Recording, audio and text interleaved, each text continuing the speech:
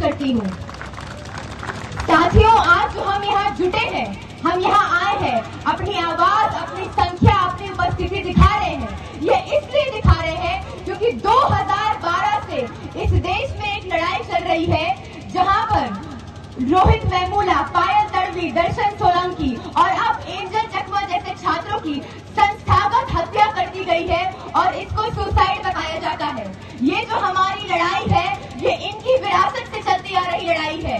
ये वो लड़ाई है जहाँ पर छात्रों को अपनी जान देनी पड़ती है क्योंकि कैंपस में जातिगत भेदभाव, लिंग के आधार पर भेदभाव, नस्ल के आधार पर भेदभाव इस कदर बढ़ गया है कि इसकी कोई हद नहीं है।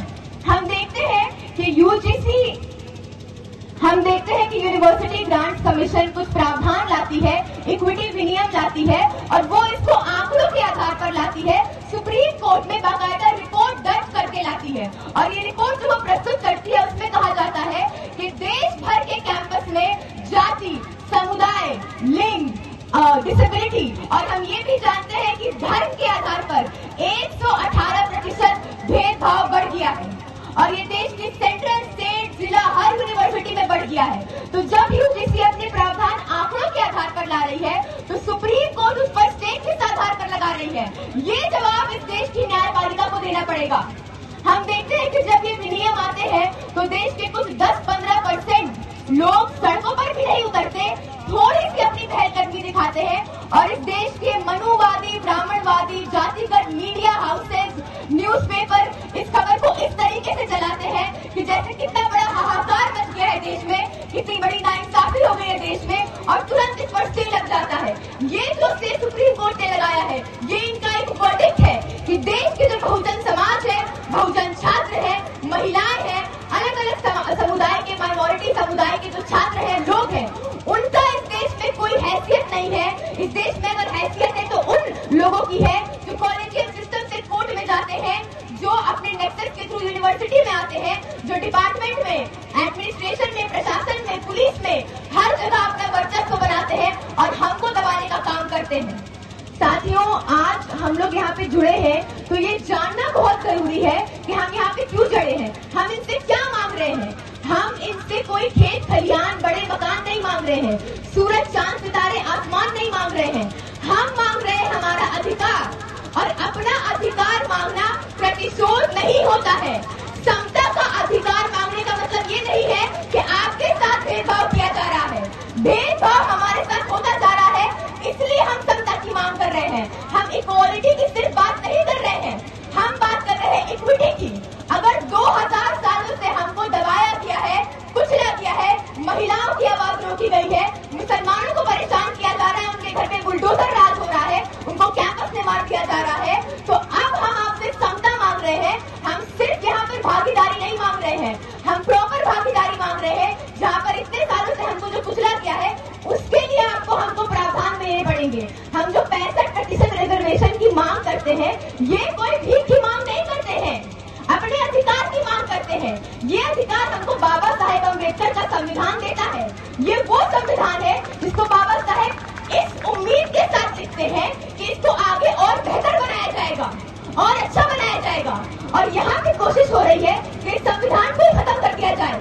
इसको लिखने वाले लोग ही इसको इस तरह से लिखते हैं कि इसको और बेहतर बनाया जाए और आप यहाँ पर बात करते हैं इसको खत्म करने की और मनुस्मृति के हिसाब से देश को चलाने की। क्या ये बात हम मंजूर करेंगे? क्या इस अपमान को हम मंजूर करेंगे? क्या इस साजिश को हम नहीं समझते? ये समझना जरूरी है। जैसे मैं कह रही हूँ कि अपना अधिकार मांगना प्रतिशोध नहीं है। ये जो बात कहते हैं कि इस तरह के प्रावधान अगर आएंगे, इस तरह के विनियम अगर आएंगे तो रिवर्स कास्टिज्म हो जाएगा, हमारे ऊपर झूठे केस हो जाएंगे। साथियों, आप याद करिए, इस देश में जब भी किसी भी हाशिए के तबके के समुदाय के लिए, महिलाओं के लिए कोई भी कानून आया है, किसी भी तरह का आरक्षण आया है, किसी भी तरह के प्रावधान आए हैं, तो यही कहा गया है कि इसका तो गलत इस्तेमाल हो जाएगा। महिलाओं के लिए अगर कोई प्रावधान आते हैं तो वो तो हम पर झूठा केस लगा देंगी। आप डरते हैं अपना प्रिविलेज खोने से, आप प्रतिशोध से नहीं डरते हैं। आपको डर ये नहीं है कि आपके साथ रिवर्स कास्टिज्म हो जाएगा। आपने कब देखा है कि कोई दलित, कोई एससी किसी ब्राह्मण के साथ भेदभाव करे, किसी भूमियार के साथ भेदभाव करे? आपने कब देखा है?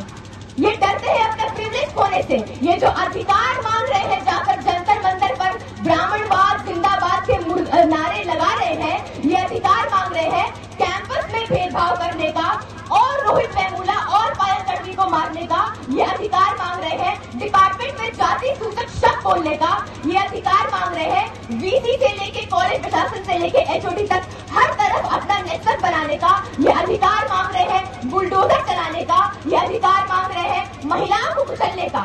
सिर्फ इतना अधिकार ये मांग रहे हैं और इनके जो होप है अचानक से जिसको मीडिया ने इतना प्रचलित किया है, गोदी मीडिया ने इतना प्रचलित किया है, ये होप इसी चीज से है कि हमारा जो ये आम रोजमर्रा का बेलगाम जो अधिकार हमने बनाया हुआ है इन पर दमन करने का, बहुजन छात्रों पर महिलाओं पर दमन करने का, वो हमसे ना छिन जाए। इसलिए इस पैटर्न को रिकॉग्नाइज करना बहुत जरूरी है कि ये सरकार भाजपा आरएसएस की जो केंद्र में राज्य में बैठी है, ये सिर्फ ब्राह्मणवादी मनुवादी सरकार नहीं है, ये साजिशकारी सरकार है जो एक तरफ से विनियम लाती है, बिना इसको पास करा के भी ला सकती थी लेकिन यूजीसी के थ्रू लाती है और दूसरी तरफ वापस ले लेती है। ये कोशिश कर रही है देश की जनता को मापने का कि अभी अगर इस तरह की साजिश की गई जनता के साथ तो उनकी प्रतिक्रिया क्या होगी। इसलिए साथियों अपनी प्रतिक्रिया दिखानी बहुत जरूरी है और ये जानना बहुत जरूरी है कि यहाँ पे कैंपस की बात हो रही है, आपके कैंपस में भी ऐसे संस्थान है, ऐसे संगठन है, ऐसे सत्ता पक्षी संगठन है, ऐसे मनुवादी ब्राह्मणवादी संगठन है जो आए दिन कैंपस के दलित पिछड़े कुचले महिला समाज के जो छात्र हैं उनको दबाने का काम करते हैं। साथियों समय की कमी है इसलिए मैं अपनी बात को संक्षिप्त रूप से रखते हुए अंत में आपसे एक अपील करती हूँ।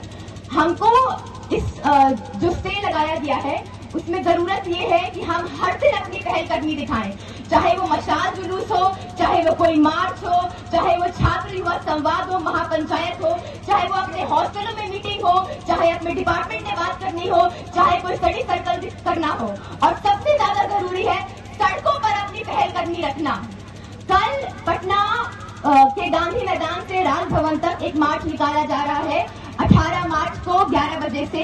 ये मार्च ऐसा मार्च करना है, ऐसा झमाझम मार्च करना है, ऐसा तागा लगा देना है जुलूसों का कि जो लोग केंद्र में राज्य में अपनी ब्राह्मणवादी मनुवादी सरकार बनाकर बैठे हैं, जो ये सोच रहे हैं कि इस तरह की साजिश ये करेंगे और कोई प्रतिक्रिया नहीं आएगी, जो अपनी भीड़ थोड़ी सी लाकर जंतर मंतर पर डीयू के 8 फैकल्टी में ब्राह्मणवाद जिंदाबाद के नारे लगा रहे हैं, उनको दिखा देना है कि यहाँ पर समता की मांग हो रही है। जब इतिहास लिखा जाएगा इस आंदोलन का, बिहार का, पटना का, तो पटना यूनिवर्सिटी का नाम आएगा, पटना यूनिवर्सिटी के तमाम हॉस्टलों का नाम आएगा, तमाम सामाजिक न्याय के मोर्चों का नाम आएगा कि वो ऐसे सड़कों पर 18 मार्च को 74 आंदोलन के दिन और उन्होंने ऐसी पहलकदमी दिखाई कि ये जो सत्ता में गूंगी बहरी सरकार बैठी है, जुमले की साजिश की सरकार बैठी है, उसकी कुर्सियां हिली और हमारी आवाज तक उन तक पहुंची।